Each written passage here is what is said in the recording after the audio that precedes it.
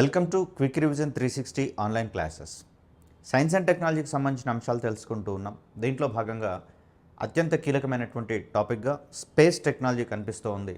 మరి గత వీడియోలో మనము స్పేస్ టెక్నాలజీకి సంబంధించినటువంటి బేసిక్ కాన్సెప్ట్స్తో పాటుగా లాంచ్ వెహికల్స్కి సంబంధించి స్పేస్ టెక్నాలజీకి సంబంధించినటువంటి బేసిక్ కాన్సెప్ట్స్తో పాటుగా లాంచ్ వెహికల్స్కి సంబంధించినటువంటి విషయాలు తెలుసుకుంటూ ఉన్నాం.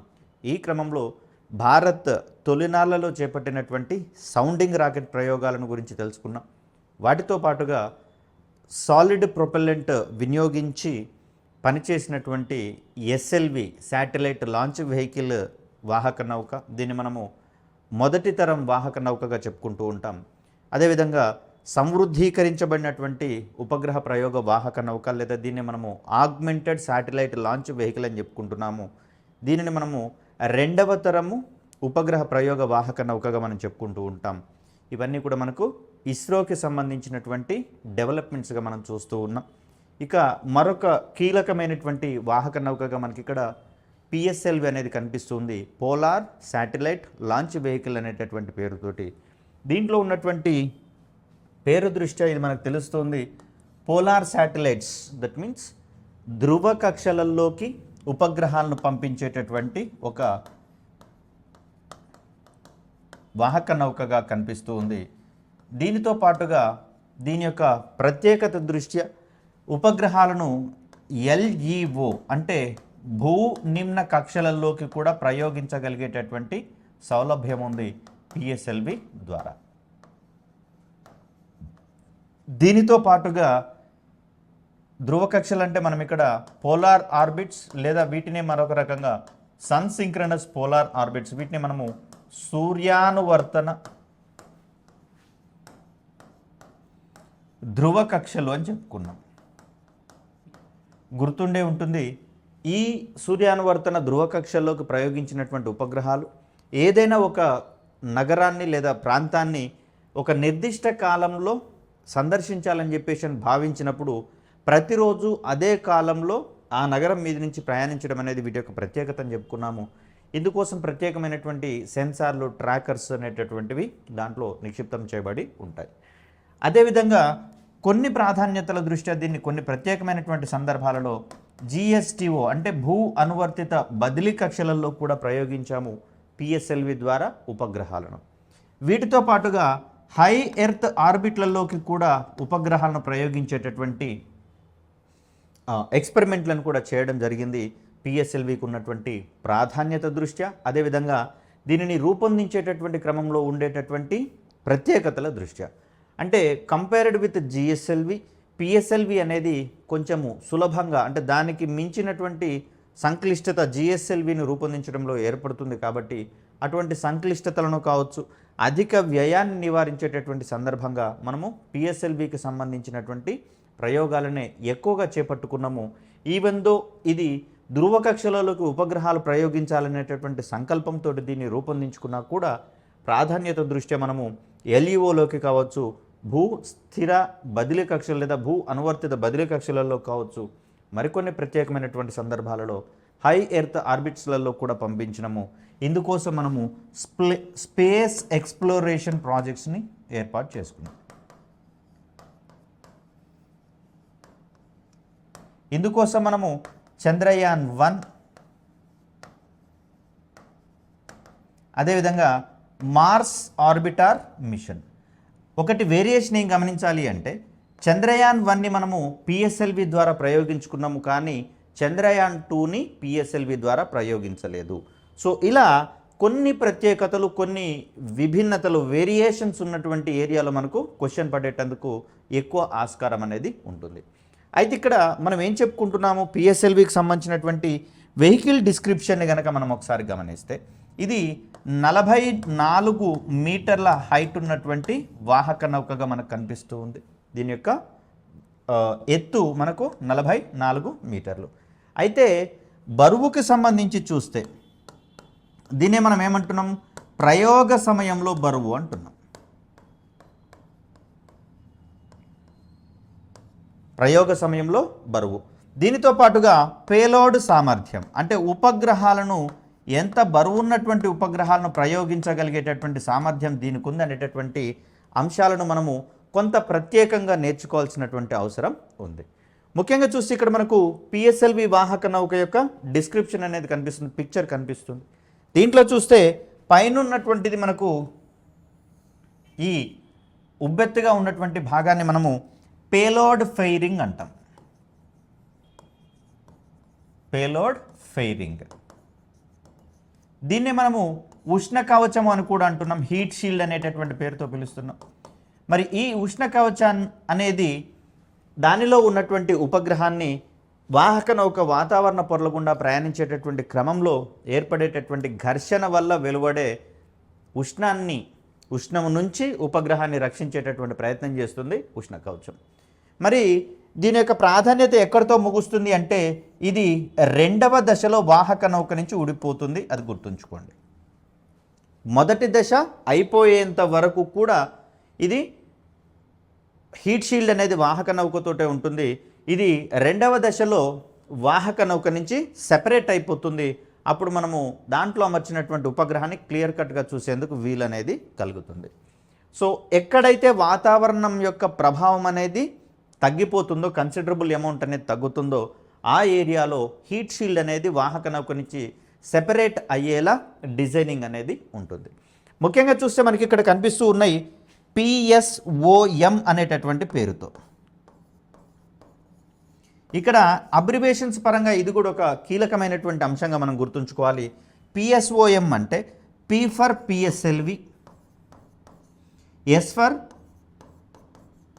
Strap on, M for motor. అంటే PSLV స్ట్రాప్ ఆన్ మోటార్ యొక్క అక్రోనిమ్గా మనకి ఇక్కడ PSOM అనేది కనిపిస్తుంది. సో వీటిని మనము స్ట్రాప్ ఆన్ మోటార్స్గా చెప్పుకుంటున్నాం. వీటికే ఉన్నటువంటి మరొక పేరు బూస్టర్ రాకెట్స్ లేదా బూస్టర్ ఇంజిన్స్ అనేటటువంటి పేరుతో మనం పిలుస్తాం. ఇక్కడ నిలువుగా కనిపిస్తూ ఉంది కదా, ఈ ప్రాంతం వరకు ఉన్నటువంటి ఈ మోటార్ మొత్తాన్ని కూడా మనము కోర్ ఇంజిన్ అనేటటువంటి పేరుతో పిలుస్తాం. కొంచెం జాగ్రత్తగా అబ్జర్వ్ చేయాల్సినటువంటి అవసరం ఉంది. ముఖ్యంగా చూస్తే పిఎస్ఎల్వి అనేది మనకు 4 దశల్లో ప్రయాణించేటటువంటి వాహక నౌక అండి. మరి ఎక్కడున్నాయి సార్ 4 దశలు అంటే, ఇగో ఇక్కడ కనిపించేటటువంటి కోర్ ఇంజిన్ ఏదైతే ఉందో దీన్ని మనము ప్రైమరీ స్టేజ్ అంటాము. కాబట్టి వెహికల్ డిస్క్రిప్షన్లో మీరు ఇస్రో వాళ్ళ యొక్క సైట్ని కనుక గమనిస్తే PS1 అనేటటువంటి సంకేతనామం అక్కడ కనిపిస్తుంది. ప్రైమరీ స్టేజ్ 1, దీన్నే ప్రధాన దశ అని, ప్రాథమిక దశ అని, మొదటి దశ అనేటటువంటి పేరుతో పిలుస్తాం. సార్ మరి 2వ దశ ఎక్కడుంది సార్ అంటే, దీనికి ఎగువన ఉన్నటువంటి ఈ భాగం మొత్తం కూడా మనకు 2వ దశగా కనిపిస్తుంది. దీన్ని ప్రైమరీ స్టేజ్ 2గా చెప్తాం. ఎప్పుడైతే ప్రైమరీ స్టేజ్ 1లో ఉన్నటువంటి ఇంధనం అయిపోతుందో, స్ట్రాపాన్ మోటార్స్లలో ఉన్నటువంటి ఇంధనం అయిపోతుందో, ఇమ్మీడియట్గా వాహక నౌక యొక్క పథం మారకుండా, దాని యొక్క ట్రాజెక్టరీ మారకుండా ఈ స్ట్రాపాన్ మోటార్స్ కావచ్చు, దాని తర్వాత ఫ్యూయల్ అయిపోయిన తదుపరి ఈ కోర్ ఇంజిన్ కావచ్చు, వాహక నౌక నుంచి సెపరేట్ అయిపోతుంది. అప్పుడు కేవలము ఈ విజిబుల్ భాగం ఏదైతే ఉందో అది మాత్రమే 2వ దశలో పనిచేయడానికి అనువుగా ఉంటుంది. So after separating this core engine, separation అయిన తర్వాత ఇమీడియట్గా 2వ దశ అనేది ఇగ్నైట్ అవుతుంది. దీంట్లో ఉన్నటువంటి ఫ్యూయల్ మండుతుంది. మరి అలాంటి సందర్భంలో వాహక నౌక మరింత ముందుకు పోయేటటువంటి ప్రయత్నం చేస్తుంది. ఎప్పుడైతే దీంట్లో ఉన్నటువంటి ఇంధనం కూడా అయిపోతుందో ఇమ్మీడియట్గా ఈ దశ కూడా మనకు వాహక నౌక నుంచి విడిపోతుంది. అప్పుడు ఈ హీట్ షీల్డ్ సెపరేట్ అవుతుంది. అండ్ 2వ దశ కూడా అయిపోతే ఉపగ్రహానికి ఆనుకునే అక్కడ ఉన్నటువంటి అడాప్టర్ అంటాం, శాటిలైట్ అడాప్టర్. అంటే దీన్ని ఒక అడాప్టర్ అనే పరికరం మీద అమర్చి లాంచింగ్కి అనుగుణంగా డిజైన్ చేసుకుంటాం. మరి అలాంటి దశలో ఈ శాటిలైట్ అడాప్టర్కి దగ్గరలోనే ఆనుకునే 3వ దశ మరియు 4వ దశ అనేది ఉంటుంది. తద్వారా ఆ దశలను మండించడం ద్వారా వాతావరణ ఎగువ పొరలోకి ప్రయాణించినటువంటి ఈ వాహక నౌక దానికి శాటిలైట్ అడాప్టర్కి అమర్చినటువంటి శాటిలైట్ ఏదైతే ఉందో ఆ శాటిలైట్ని దాని యొక్క నిర్దిష్టమైనటువంటి కక్షలోకి చేర్చేటటువంటి ప్రయత్నం చేస్తుంది. ఇటీవల కాలంలో పిఎస్ఎల్వి C55కి సంబంధించినటువంటి లాంచ్ వీడియోని అఫీషియల్గానే ఇస్రో వారి యొక్క యూట్యూబ్ ఛానల్లో ఉంచడం జరిగింది. దీన్ని కనుక ఒకసారి పరిశీలిస్తే మనం చెప్పుకున్న విషయాలు మొత్తం కూడా అక్కడ క్లియర్ కట్గా మనకు అర్థమవుతాయి. సో సుమారుగా 1 గంట నిడివి ఉన్నటువంటి వీడియో, వీలైతే మన క్లాస్ విన్న తర్వాత దాన్ని చూసేటటువంటి ప్రయత్నం చేయండి. సో దట్ ఏమవుతుందంటే మనం చెప్పుకున్న ఇష్యూస్ మొత్తం కూడా అక్కడ మనకు క్లియర్ కట్గా అర్థమయ్యేటటువంటి పరిస్థితి వస్తుంది. అదేవిధంగా చూస్తే ఈ లాంచ్ వెహికల్ టెక్నాలజీలో మరొక ముఖ్యమైనటువంటి అంశం ఏంటంటే, ఇక్కడ మనం మొదటి తరం వాహక నౌకగా SLVని చెప్పుకున్నాం కదా, దీంట్లో హారిజాంటల్ ఇంటిగ్రేషన్ అనేది చేపట్టడం జరిగింది. అంటే విడిభాగాలను అమర్చేటటువంటి క్రమంలో ప్లాట్ఫామ్ని అడ్డుగా ఉంచి దాని మీద వాహక నౌక యొక్క విడిభాగాలన్నింటినీ, సబ్సిస్టమ్స్ అన్నింటినీ ఒకదానితో ఒకటి అనుసంధానం చేసి అమర్చిన తర్వాత దాన్ని నిలువుగా లేపి ప్రయోగించేటటువంటి ప్రయత్నం చేస్తారు. అయితే ఇక్కడ ASLV దగ్గర నుంచి కనుక మొదలు పెడితే వాహక నౌక సాంకేతికతలో వచ్చినటువంటి మరొక ముఖ్యమైనటువంటి విషయం ఏంటంటే, దీన్ని మనము వెర్టికల్ ఇంటిగ్రేషన్ అంటాం.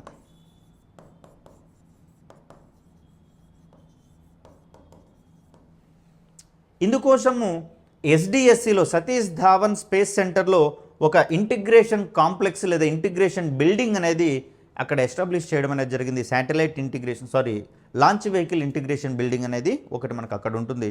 దీంట్లో భాగంగా ఏం చేస్తారు అంటే, ఈ వాహక నౌక యొక్క విడిభాగాలన్నీ ఒక్కొక్క ప్రాంతం నుంచి తయారయ్యి SDSCకి చేర్చడం అనేది జరుగుతుంది భారీ వాహనాల ద్వారా. ఇక్కడ ఈ కోర్ ఇంజిన్ని కానీ స్ట్రాపాన్ మోటార్లను కానీ కనుక మనం గమనిస్తే ఇవి విక్రమ్ సారాభాయ్ స్పేస్ సెంటర్లోను, అదేవిధంగా చూస్తే SDSCలోను వీటికి సంబంధించినటువంటి మ్యానుఫ్యాక్చరింగ్ డివిజన్స్ ఉన్నట్లుగా మనం చెప్పుకున్నాం. సో అక్కడి నుంచి వీటిని భారీ వాహనాలలో SDSCలోని ఆ బిల్డింగ్ కాంప్లెక్స్లోకి, ఇంటిగ్రేషన్ బిల్డింగ్ దగ్గరికి తీసుకొని వచ్చి దీన్ని ఒకదానితో ఒకటి నిలువుగా ఉంచి అమర్చేటటువంటి ప్రయత్నం చేస్తారు. ఈ అమరిక అయిపోయిన తర్వాత దీంట్లోకి ఫ్యూయల్ నింపడం అనేది జరుగుతుంది. దీని తర్వాత ఈ నిలువుగా ఉన్నటువంటి మొదటి దశ మీద రెండవ దశను అమర్చడం అనేది జరుగుతుంది. రెండవ దశ తర్వాత మళ్ళీ దాంట్లో ఫ్యూయల్ని నింపడం అనేది జరుగుతుంది. తర్వాత మూడవ దశ, నాలుగవ దశ దాని మీద శాటిలైట్ అడాప్టర్ ఉంచి ఆ శాటిలైట్ అడాప్టర్ మీద ప్రయోగించాల్సినటువంటి శాటిలైట్ ఉంచి దానిని హీట్ షీల్డ్ తోటి కప్పివేయడంతో మనకు వెహికల్ ఇంటిగ్రేషన్ అనేది కంప్లీట్ అవుతుంది. ASLV దగ్గర నుంచి వచ్చినటువంటి ఒక సాంకేతికతగా మనకి ఇక్కడ వెర్టికల్ ఇంటిగ్రేషన్ అనేది కనిపిస్తూ ఉంది.